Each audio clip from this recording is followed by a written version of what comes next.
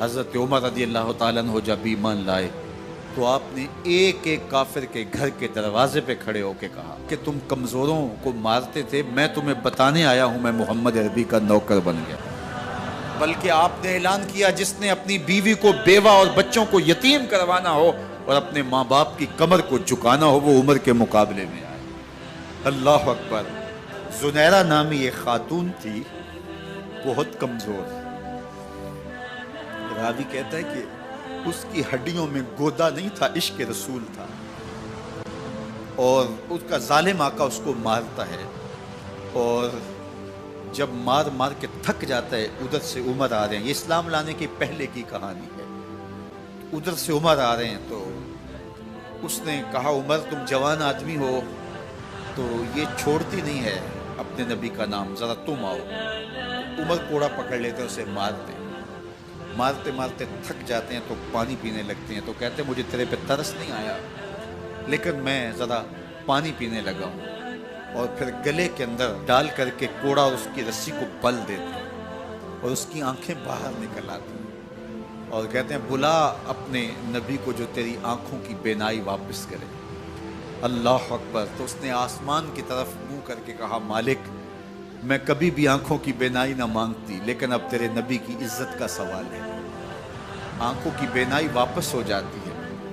زنیرہ کو بڑا مارا، آج عمر گلیوں میں آنکھوں میں آنسو ہیں اور عجیب دل بے تاب ہے اور کہتے ہیں آؤ بھئی میں حضور کا غلام بن گیا ہوں، تمہیں بتانے آیا ہوں۔ زنیرہ نے موڑ کاٹا تو آگے عمر یہ آواز دے رہے تھے۔ زنیرہ ایک کونے پہ کھڑے ہو کے رو کے کہتی ہے عمر تم تو بڑے اس دن جوش و غضب میں تھے اور تم مارتے ہوئے تھکتے نہیں تھے۔ تو عمر نے کہا زنیرہ اس دن میں نے دیکھا نہیں تھا، اب میں محمد عربی کو دیکھ آیا ہوں۔ جنہ ویکھیا نہیں ہو کرن گلاں، جنہ ویکھیا نہیں ہو کرن گلاں، جنہ ویکھیا ہو تے بول دے جڑے محرم راز حقیقت دے اور راز حقیقت کھول دے۔ تو حضرت عمر رضی اللہ تعالیٰ عنہ ایمان لائے۔ حضرت عبداللہ ابن مسعود رضی اللہ تعالیٰ عنہ فرماتے ہیں کہ حضرت عمر کا ایمان لانا مسلمانوں کے لیے عزت کا سبب تھا، ان کا ہجرت کرنا مسلمانوں کی نصرت تھی اور ان کی خلافت مسلمانوں کے لیے رحمت تھی۔ حضرت عمر رضی اللہ تعالیٰ عنہ وہ ہیں کہ میرے حضور نے فرمایا لوگوں جب نیک لوگوں کا ذکر کرو تو میرے عمر کا تذکرہ ضرور کیا کرو۔ میرا عمر وہ ہے کہ جب وہ ایک سمت سے آ رہا ہو، ایک گلی اور بازار سے آ رہا ہو تو شیطان بھی آ رہا ہو عمر کو دیکھ کے راستہ تبدیل کر لیتا ہے۔ حضرت عمر رضی اللہ تعالی عنہ کی طبیعت کے اندر جو جاہ و جلال تھا، طبیعت کے اندر جو سختی تھی، وہ اسلام کے اندر آ کر بھی قائم ہے، اور آپ نے وہی سختی، وہی جاہ و جلال جو پہلے مسلمانوں کے خلاف تھا اب کفار کے خلاف، منافقین کے خلاف حضرت عمر کی طبیعت کے اندر وہ جوش و خروش بدستور موجود ہے۔ لیکن جس دن آپ خلیفہ بنے تو اس دن آپ نے ممبر پہ چڑھ کے جو خطبہ دیا اس میں کہا لوگوں میں سخت اس لیے تھا کہ رسول اللہ نرم تھے، پھر میں سخت اس لیے تھا کہ حضرت ابو بکر صدیق نرم تھے، اب میں تخت خلافت پہ بیٹھا ہوں، اب میری سختی جو ہے وہ نرمی میں تبدیل ہو، صرف فاسقوں، فاجروں اور باغیوں کے لیے میں سخت ہوں، باقی تمہارے لیے نرم ہوں۔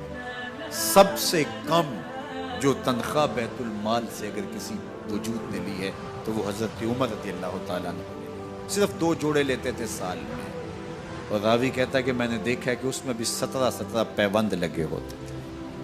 حضرت عمر رضی اللہ تعالیٰ عنہ کا طرز زندگی، آپ کا انداز معاشرت اور آپ کا انداز خلافت، ہر لمحہ آپ کی زندگی کا اٹھا کے دیکھیے کتنی مرتبہ قرآن حضرت عمر کی رائے کے مطابق نازل ہے۔ اللہ تعالیٰ جل شانہ نے ان کو صاحب الہام بنایا تھا۔ ہر امت میں کوئی صاحب الہام ہوتا ہے، حضور کی امت کا صاحب الہام حضرت عمر رضی اللہ تعالیٰ، اور آقا کریم نے انہیں اپنا وزیر قرار دیا۔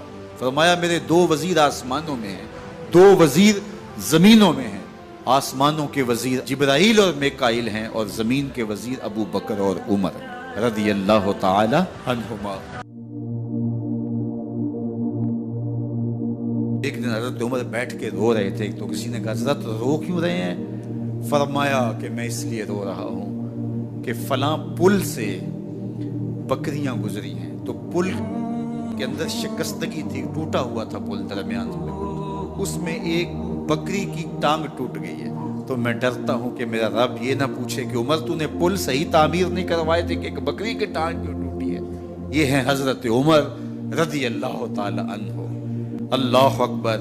تو اللہ تعالیٰ جل شانہ نے حضرت سیدنا عمر بن خطاب رضی اللہ تعالیٰ عنہ سے جو کام لیا، مختصر دور خلافت کے اندر 10 سال 6 ماہ 4 دن آپ نے خلافت فرمائی ہے، لیکن کہاں سے چلے اور یہاں مکران تک، بلوچستان کا حصہ ہے، یہاں تک آپ کے سلطنت کی حدود وسیع، ادھر آرمینیا تک جا پہنچے، حمص فتح کیا، قادسیہ، یرموک۔ آپ ذرا دیکھیے کہ کہاں تک آپ کی فوجوں کے گھوڑے دوڑتے رہے، اور اللہ تعالیٰ جل شانہ نے ان کو جو توانائی، عدل و انصاف کی قوت عطا فرمائی۔ اللہ اکبر۔ جب زمین پہ عدل کیا ہو تو زمین بھی حکم مانتی ہے، اور حضرت عمر وہ تھے جن کا حکم ہوائیں بھی مانتی تھی، زمین بھی مانتی تھی، جن کا حکم جو ہے وہ آگ بھی تسلیم کرتی تھی اور دریا بھی ان کا حکم مانا کرتے تھے۔ مصر کے اندر یہ رسمیں بد جاری تھی کہ سال کے بعد ایک دوشیزہ کو زیورات پہنا کے اچھے لباس میں ملبوس کر کے دریا کی بھیڑ چڑھایا جاتا، اس کی قربانی دی جاتی، اس کا خون بہتا تو دریا چلتا۔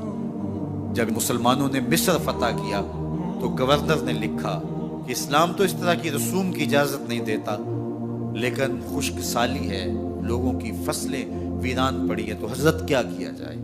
تو حضرت عمر رضی اللہ تعالیٰ عنہ کاغذ کے ٹکڑے پہ لکھتے ہیں، بسم اللہ الرحمن الرحیم، مصر کے نیل کی جانب عمر کا خط لکھتے ہیں، اے نیل اگر تو اللہ کے حکم سے چلا کرتا ہے تو چل، ورنہ ہمیں تیرے چلنے کی کوئی حاجت نہیں۔ اور قاصد کو کہا یہ خط لے جاؤ اور جا کے دریائے نیل میں پھینک دو۔ قاصد جا کے خط دریائے نیل میں پھینک دیتا ہے، پانی آتا ہے، ایسا دریائے نیل چلا، 14 صدیاں ہوئی ہیں آج تک کبھی بند ہی نہیں ہوا۔ دریا حکم مانتے، آگ نکلتی ہے۔ لوگ حضرت عمر رضی اللہ تعالی عنہ کے پاس آئے، حضرت لاوا پھوٹا ہے، آگ نکل رہی ہے اور مدینے کی طرف بڑھ رہی ہے، اب کیا کیا جائے؟ فائر بریگیڈ تو زمانے میں تھی نہیں۔ عمر نے اپنی قمیض اتاری، جس قمیض پہ 17 پیوند لگے ہوئے تھے چمڑے کے، کہا یہ قمیض لے جاؤ، جدھر آگ بڑھ رہی ہے آگے ڈھالنا، آگ پیچھے بھاگ جائے گی۔ زلزلہ آتا ہے تو زمین پہ دھرا مارتے ہیں، زمین رک جا، کیا عمر نے تیری چھاتی پہ عدل نہیں کیا ہے؟ تو یہ عمر ہیں رضی اللہ تعالی عنہ کہ جن کے انصاف کی وجہ سے، جن کے عدل کی وجہ سے اللہ تعالیٰ کی رحمات، اس کی برکات کا نزول ہوتا تھا، اور اللہ تعالیٰ نے مسلمانوں کو وہ آبرو مند حکومت دی۔ کائنات کی تاریخ کے اندر ایسی حکومت آپ نے نہیں دیکھی ہوگی جو حضرت عمر نے حکومت کی ہے۔ اللہ اکبر۔ فرمایا فرات کے کنارے پہ ایک کتا بھی پیاسا مر گیا تو اس کا حساب بھی عمر سے ہوگا۔ باہر سے سفیر آتا ہے اور آ کے پوچھتا ہے کہ میں امیر المومنین کے، مسلمانوں کے حکمران کے محل میں جانا ہے، تو وہ مسکرا کے کہتے ہیں ہمارے امیر کا تو کوئی محل نہیں ہے۔ کہا کہاں ہے تمہارا امیر؟ کہا مسجد نبوی میں ہوگا یا بیت المال کی اونٹوں کی دیکھ بھال میں لگا ہوگا۔ وہ جب گئے تو مسجد میں نہیں ہے، اللہ اکبر، وہاں گئے تو وہاں بھی نہیں ہے۔ پھر کیا دیکھتے ہیں کہ عمر رضی اللہ تعالی عنہ جنت البقیع کے پاس ایک درخت کے نیچے اینٹ کا سرانہ رکھ کے سوئے ہوئے، تو اس نے کہا عمر تو نے عدل کیا ہے، تجھے کچی اینٹ پہ بھی نیند آ گئی۔ ہمارے حکمرانوں نے انصاف نہیں کیا اور وہ بند اور محفوظ کمروں کے اندر بھی سکون اور چین کی نہیں سو سکتے۔ حضرت سیدنا عمر رضی اللہ تعالیٰ عنہ نے اس طرح ان امور سلطنت نبھائے۔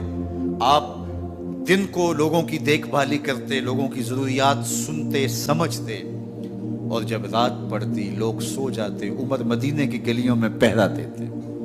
کائنات نے کوئی ایسا بھی حکمران دیکھا ہوگا؟ اللہ اکبر۔ وہ مجاہد جو مختلف محاذات پہ گئے ہوئے ہوتے، ان کے گھروں کی دیکھ بھالی کرتے، ان کی ضروریات کا خیال رکھتے، ان کی آبرو کا پہرا دیتے۔ راتوں کی تنہائیوں کے اندر حضرت عمر اٹھتے اور جا کے گشت کرتے، چکر لگاتے، دیکھتے کوئی آنکھ پر نم نہ ہو، مفلسی کا کسی گھر میں ماتم نہ ہو۔